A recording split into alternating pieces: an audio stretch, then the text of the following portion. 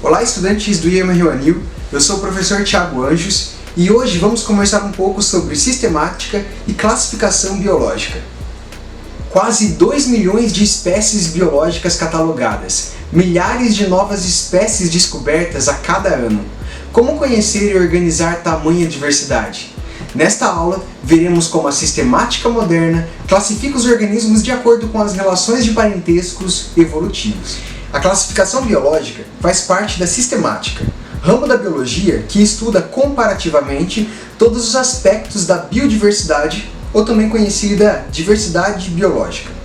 Esse termo se refere a todos os tipos de variações existentes entre os seres vivos, nos diferentes níveis de organização biológica, desde o nível molecular até os ecossistemas. Os principais objetivos da sistemática são compreender os processos responsáveis pela existência da diversidade biológica.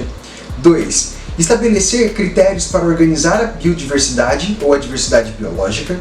3. Catalogar a diversidade biológica, desenvolvendo criações completas e guias de identificação das características típicas de cada espécie, além de atribuir a ela um nome científico. A tendência atual da sistemática é organizar os grupos de seres vivos com base nas relações de parentescos evolutivos entre os organismos.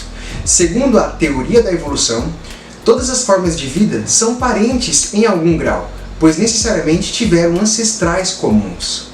Um dos grandes desafios da sistemática é justamente estabelecer critérios relevantes para classificar os seres vivos. Critérios estes que precisam necessariamente refletir o seu grau de parentesco. Seria biologicamente correto agrupar todos os seres vivos que têm asas em um único grupo e chamá-los de grupo de voadores?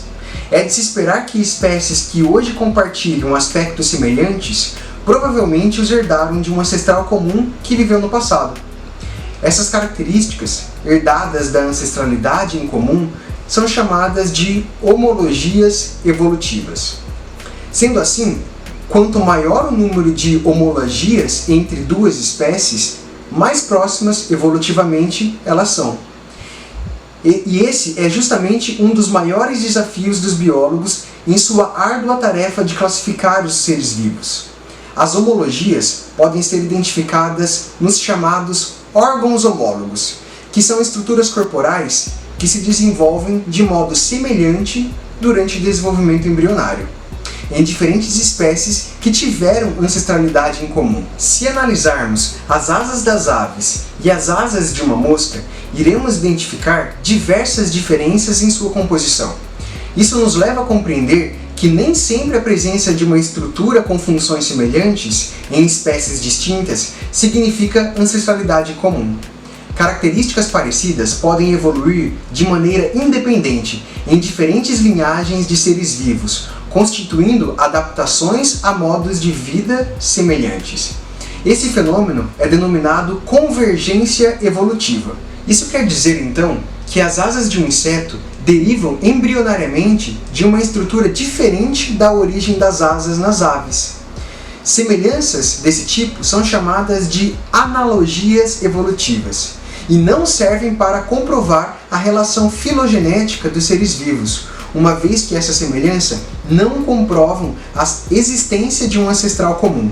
Contudo, quando temos estruturas como, por exemplo, o braço de um humano e a asa de um morcego, podemos identificar semelhanças na formação esquelética desses seres vivos.